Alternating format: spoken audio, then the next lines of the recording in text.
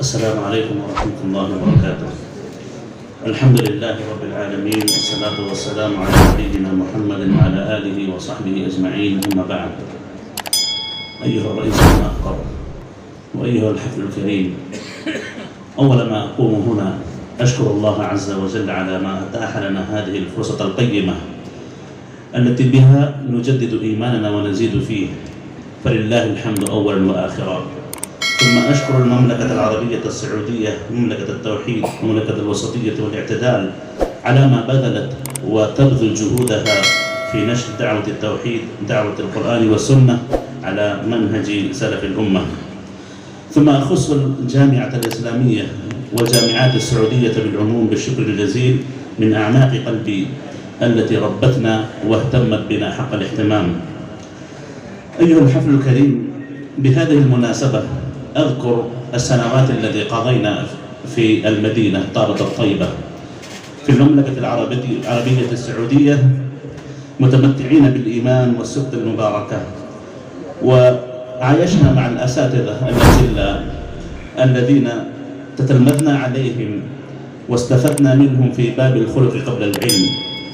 وعلمتنا الجامعة الإسلامية بالخصوص والجامعات السعودية بالعموم أمورا شتى في حياتنا، منها العقيدة، التمسك بالعقيدة الصحيحة ونبذ الشرك ورد عليه بكل قوة حسب ما نملك من وسائل الأمر بالمعروف والنهي عن المنكر، مع مراعاة قاعدة ترجيح المصالح ودرء المفاسد. وكذلك علمتنا الجامعة في باب الخلق، وفي باب العبادات، وفي باب التحلي بالأخلاق، أخلاق طالب العلم، والاهتمام بطلب العلم، والارتباط الوثيق بالعلماء تحت منظار قوله تعالى: وفوق كل ذي علم عليم.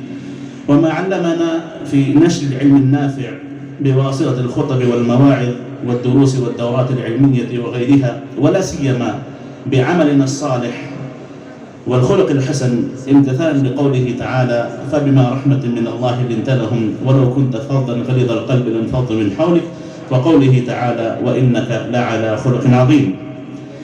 ومما علمتنا الجامعة يا أيها الحفل الاهتمام بالأذكار والأوراد الواردة في الكتاب والسنة، التي هي قوتنا التي بها نستمد الإيمان.